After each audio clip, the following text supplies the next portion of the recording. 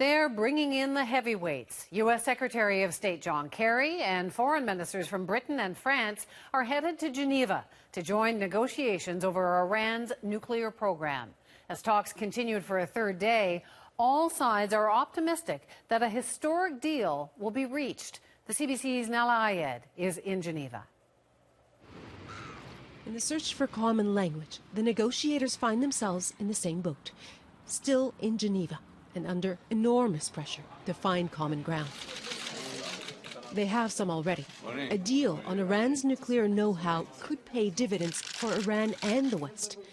And for both, failure could be perilous, could even end in a Mideast war. The window, though, is awfully narrow. My name is Javad Zarif, and this is Iran's message. And so nearly anyone with a stake is going some distance to narrow the gaps. For Javad Zarif, that meant starting with a slick U.S. election-style message. We all need a sober appreciation of our common destiny, our common challenges, and our common opportunities. For the U.S., pushing for a deal has meant trying to hold off new sanctions and taking talks slowly. The Secretary of State is only arriving tomorrow. For Russia, it's meant the foreign minister arriving today in the thick of negotiations. And the West willing to... For the invested, it's meant coming all the way here simply to encourage and cheer the talks on, like Ali Vaez did. Instead of the previous game of chicken in which each side constantly tried to increase its leverage and coerce the other side to an agreement, we really have come to the stage that the two sides have to compromise in the real sense of the word.